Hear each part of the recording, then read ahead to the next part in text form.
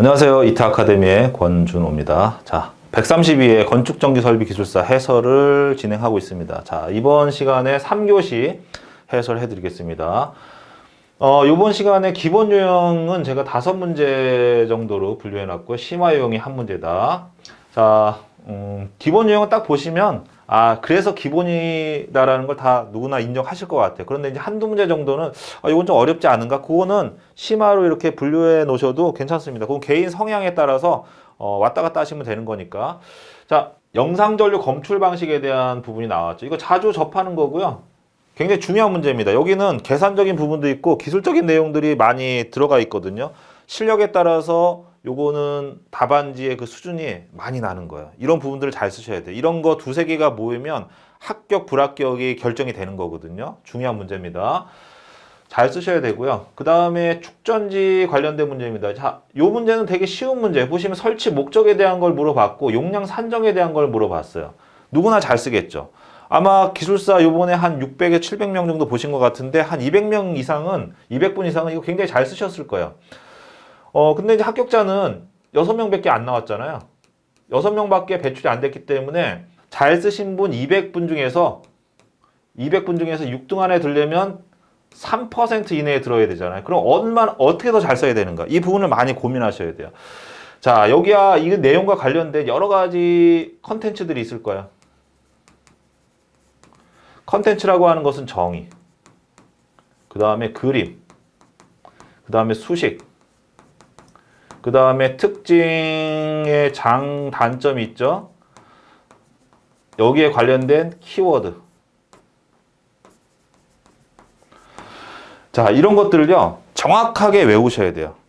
그림도 어설프게 그리시는 분이 있단 말이에요. 예를 들어서 어떤 그림이 있는데 중요한 포인트가 있어요. 뭐 꼭지점 이런 거, 이런 거.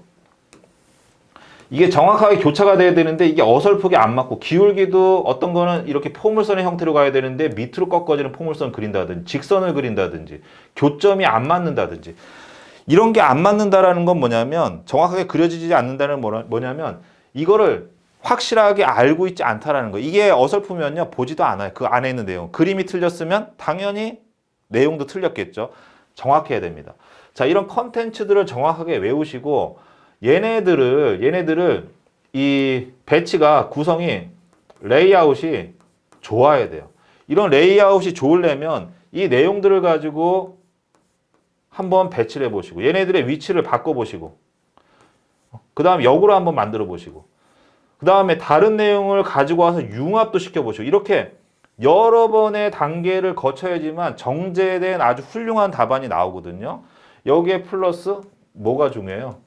실무적인 내용을 추가해 주는 게 중요하다는 얘기. 이렇게 차별화시킬 수 있는 방법을 많은 시간 동안 여러 번 반복해서 고민을 하시다 보면은 내용도 정확하게 파악이 되고요. 억지로 외우지 않더라도 이렇게 반복해서 그려보고 써보고 고민하다 보면 이게 그냥 외워지거든요. 그런 상태에서 이 문제를 보고 답안지를 쓰면 굉장히 좋은 답안지가 짧은 25분 안에도 작성이 가능하다는 거예요. 지금 건축전기 설비 기술사의 합격 수준이 거기까지 올라와 있습니다. 요번에 안 되신 분들은 거기까지 올라가셨을 수도 있고요. 조금 부족하셨을 수도 있어요. 예를 들어서 이 문제는 그렇게 잘 썼는데 다른 문제들, 우리가 22문제를 선택해서 푸는데 합격권에 이르신 분들은 22문제 중에서 다른 경쟁 상대 분들보다 그 내용이, 좋은 내용이 더 문항수가 더 많았다는 거, 답안수가 더 많았다는 겁니다. 그런 형태로 자꾸 세밀하고 정밀하게 이제 가셔야 됩니다. 처음에는 러프하게 많은 내용을 보셔야 돼요. 왜? 어디가 중요하고 어디가 중요하지 않은지 파악하고, 그 중에서 내가 뭘 외워야 되고 뭐는 이해해야 되고 뭐는 버려야 되는지를 파악하고, 그게 파악이 되면 걔네들을 추려가지고 이해를 했으니까 정리해서 외워야 되겠죠. 외운 다음에 배치를 해야 되겠죠. 다듬어야 되겠죠. 그 다음에 바꿔줘야 되겠죠. 이런 단계를 거쳐야 되기 때문에 건축전기는 시간이 많이 걸릴 수밖에 없어요. 지금 굉장히 경쟁이 치열하기 때문에 계속해서 조금씩 다듬고 개선하고 이 작업을 반복해서 앞으로 전진하셔야 됩니다. 자, 그렇게 보시고요. 그 다음에 암페어 주해 적분의 법칙, 이거 기초이론이지 않습니까? 자, 기초이론 문제 이거 맞추셔야 됩니다. 자, 기초이론에 관련된 내용들은요 다 공부할 수가 없어요. 분량이 엄청 많아요. 회로이론, 전자기압, 그 다음에 전기기기, 그 다음에 뭐 전력전자공학, 이것만 합쳐도 1000페이지가 넘어갈 거야 아마. 굉장히 많기 때문에 그 내용을 다 공부할 수는 없고요. 기초이론 같은 경우에 이제 출제 비중이 한 2에서 3% 정도 된단 말이에요. 자, 우리가 합격을 하기 위해서는 제 기준에 말씀드리면 한 300개 정도의 아이템을 정확하게, 이걸 과제라고 표현하겠습니다. 이런 과제를 정확하게 이해를 하고 확실하게 정리가 돼 있으면 충분히 합격 권한에 들어갑니다. 요 300개가 잘 정리가 돼 있으면요, 얘가 응용이 되잖아요. 응용이 되고 서로 융합이 되기 때문에 500개, 1000개의 문제에 대한 답안 작성 능력이 생기게 되는 거거든요. 자, 그럼 300개 기준으로 했을 때 기초이론이 2, 3% 정도의 출제 비중이라고 하면 3 곱하기 3 하면 한 9문제 정도 되지 않습니까? 그러면 4개의 기초 과정으로 나누게 되면 한 과목당 2-3문제밖에 안 되기 때문에 그건 분량이 너무 적어요. 그래서 얘는 출제 비중에 맞춰서 문항수를 늘리는 게 아니라 한 2배, 3배 정도, 한 20개에서 30개 정도의 기본 기초공학에서 나온 문제들을 정리하셔가지고 걔를 가지고 이렇게 좀 준비를 하시면 돼요. 이 기초 이론이라는 게 우리가 실무적으로 이제 자주 쓰이는 내용이 있습니다. 기초 공식들 중에서. 그 다음에 이 문제들이 반복해서 자주 출제가 되는 거 있어요. 암페어의 주해적분 법칙도 거기에 해당이 되는 거예요. 밀만의 법칙, 태문안의 정리, 그 다음에 중첩의 원리, 뭐 이런 것들은 굉장히 자주 나오는 문제거든요. 그런 것들은 꼭 뭐 문제가 출제가 됐다고 해서 버리는 게 아니고, 출제가 안 되더라도 바로 요번 회차에 나와서 다음 회차에 안 나온다고 하더라도 계속 가져가야 돼. 왜? 다른 쪽에 이게 응용이 되는 게 많기 때문에 그런 내용들을 한 20개, 30개 정도 가져가시고, 그다음에 기초 문제 같은 경우에는 어떤 문제는 풀기 굉장히 어려운 문제가 있어요. 그런 건 버리세요. 내가 아무리 연습해도 이 문제 또 나와서 똑같이 나왔을 때 내가 풀 수 있을까? 그런 의문점이 드는 문제들 있지 않습니까? 그건 또 나와도 못 풀어요. 내가 확실히 풀 수 있다라고 자신이 있는 문제도 시험장에 가서는 실수해서 틀리게끔 돼 있거든요. 그러니까 안 되는 거는 버리셔야 돼요. 그거 선택 안 하셔도 충분히 합격 권한에 들어가실 수 있습니다. 자, 그 다음에 계산 문제에 대한 준비 방법에 대해서 제가 좀 설명을 드릴 건데, 계산 문제는 한 100개에서 150개 정도 자주 출제가 되는 게 있어요. 뭐 단락 용량이라든지 전압 변동률이라든지 여기 나와 있는 기초 이론이라든지 이런 거 한 100에서 150개 정도 뽑아가지고 해설은 보지 마시고 문제만 가지고서 한 달에 2번 정도는 문제만 푸는 날로 정해서 처음부터 끝까지 100에서 150문제를 아침부터 저녁까지 쭉 푸세요.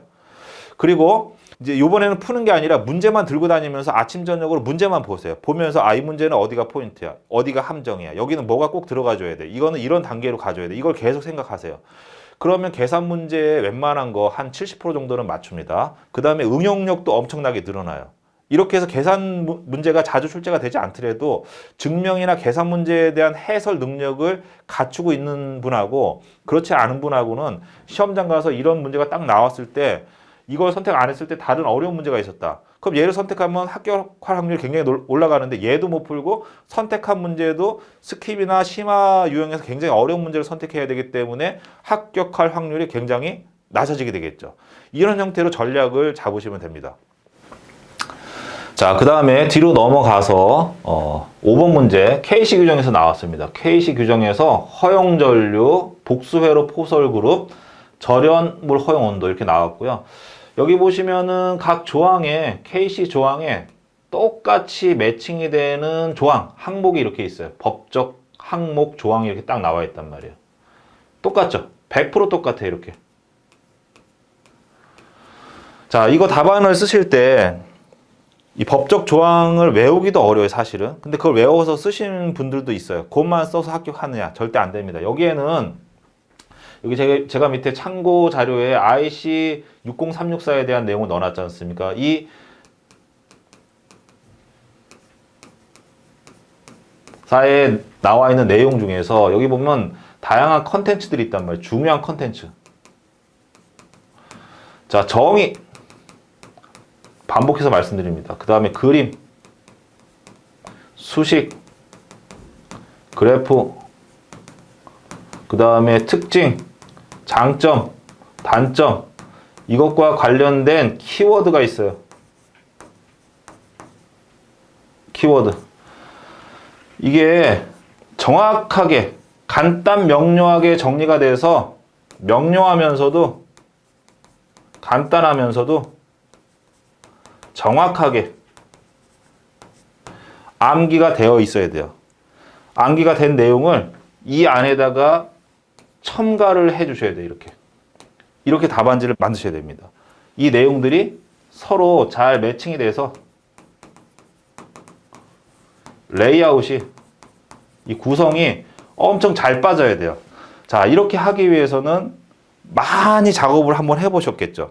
보고서 쓰는 거하고 똑같아요. 보고서 쓰는 것처럼 요약을 하고 핵심적인 내용이 정확하게 잘 들어가 있고 전체적인 구성이 한눈에 봐도 이해가 딱 될 수 있게끔 이렇게 작업을 하셔야 된다는 거예요. 문제는 어렵지 않은데 잘 쓰기는 당연히 쉽지 않았겠죠. 자, 이렇게. 그 다음에 전동기 제동 관련 문제. 이거 뭐 기본이 되는 거죠. 다 잘 쓰셨을 거고요. 이거는 전기 기기에 해당이 되는 거지만 또 건축 전기에 실무와도 연관이 있어요. 전동기 제동 방식, 특히 이제 반송 설비 쪽에서 이걸 많이 쓰잖아요. 그렇기 때문에 이런 기초 내용 중에서 우리 실무적인 부분, 기술사 공부에 이제 기본이 되는 거죠. 거기에 해당되는 내용들이 있기 때문에 이건 별도로 공부하지 않아도 강의상에서 많이 설명을 드리고 있고 관연도 해설서를 보더라도 이 내용이 굉장히 자주 나오고 자주 접하게 되거든요. 이런 부분들을 포함을 해서 준비를 하시면 될 것 같아요. 5문제 중에 특이한 건 없었습니다. 이 중에서 한 3문제 이상은 정확하게 잘 쓰실 수 있어야지 합격권 안에 들어갑니다. 특히나 이런 문제 같은 경우에는 이렇게 포함해서 여기서 고득점을 받으신 분이 아마 합격을 하셨을 것 같아요. 뭐 정확하게 제가 그분들 답안지는 다 보지 못했기 때문에 알 수는 없지만 그렇게 준비하셨으면 좋겠고요. 그 다음에 이제 심화 문제로 제가 이걸 넣어놨어요. 유비쿼터스 시티하고 스마트 시티. 자, 이 유비쿼터스 시티는 거의 뭐 15년 넘은 것 같아요. 20년 가까이 된 문제고요. 유형이고. 요게 이제 시대가 바뀌고 기술의 흐름이 바뀌다 보니까 이 유비쿼터스라는 개념을 이제 스마트의 개념으로 좀 바뀐 거죠. 뭐 전력 쪽도 지금 이제 스마트 그리드라고 해서 스마트라는 용어를 많이 쓰는 거고, 유비쿼터스는 내가 인식을 하든 인식을 못 하든 자연적으로 모든 것들이 정보통신 어떤 시스템에 의해서 지금 우리가 사용하고 있는 AI라는 그런 개념에 의해서 자동적으로 이제 환경이 맞춰지는 것들, 뭐 내가 몸이 아프다가 화장실 가서 용변을 보면 거기 있는 분석 자료가 의료기관으로 넘어가서 어떻게 되는 거. 뭐 그 다음에 내가 집에 들어가고 싶은데 겨울이야. 근데 뭐 몇 분 뒤에 집에 도착하고 싶어. 그러면 내가 세팅을 해놓으면 집의 온도라든지 조명이나 이런 것들 맞춰주는 거. 이런 게 이제 유비쿼터스의 개념인 거고, 그런 것들이 조금 변화가 일어나서 스마트라는 개념으로 이제 바뀐 거죠. 자, 근데 이걸 왜 심화 유형으로 분류해놨느냐. 이건요, 전기에 플러스 정보통신이 결합된 거예요. 근데 여기에 기술의 핵심은 전기보다는 정보통신에 가깝잖아요. 여기 있는 전부 방금 말씀드린 어떤 그 프로그램이라든지 인공지능이라든지 이런 것들과 관련된 알고리즘이나 프로그램이나 뭐 이런 것들을 전기 전공자가, 순수 전기 전공자가 이걸 할 수 있겠냐는 얘기죠. 그거는 제가 봤을 때 어렵다는 얘기예요. 자, 이런 유형의 문제들은요, 전체적인 흐름을 파악하는 개념에서 한 5개에서 10개 정도만 가져가시면 됩니다. 대신에 깊이 있게 들어가지 말고 그냥 간단하게 맛을 보는 정도? 요 정도까지만 준비하셔서 이 문제가 나오면 써주시면 돼요. 보시면은 유비쿼터스의 5대 기술 요소라고 되어 있는데, 이 5대 기술 요소의 5가지의 키워드는 우리가 암기해서 쓸 수가 있는데, 이 키워드의 핵심적인 어떤 메커니즘이나 알고리즘을 우리가 정확하게 쓴다라는 거는 좀 어려움이 있겠죠. 거기까지 가시면 안 된다라는 거예요. 그러면 건축전기의 본질적인 부분에 공부할 수 있는 시간을 엄청 많이 뺏기게 되기 때문에 점수를 올릴 수가 없어요. 오히려 이것 때문에 점수가 떨어질 수도 있기 때문에 그 부분을 잘 안배를 하시라는 겁니다. 자, 이렇게 해서 심화와 기본과 스킵의 유형을 좀 분류해가지고 수험 범위를 정하게 되면 어쨌든 간에 정리가 좀 되잖아. 이것저것 하는 게 아니라 어떤 목표가 있고 내가 공부해야 되는 범위가 정해지잖아. 이렇게 해야지만 집중이 되고 학습 효과가 올라갑니다. 그렇게 맞춰주시면 될 것 같고요. 스킵 문제는 이번에 없었다 라고 봅니다. 6문제 중에 4문제를 선택하는 거기 때문에 이런 약간의 유도리가 좀 있습니다. 융통성이 좀 있기 때문에, 융통할 수 있는 부분이 있기 때문에 이걸 잘 활용하셔가지고 공부의 범위를 정하시면 좋을 것 같습니다. 자, 3교시 해설은 여기서 마무리를 하고요. 쉬었다가 잠시 뒤에 4교시 해설 영상을 올려드리도록 하겠습니다.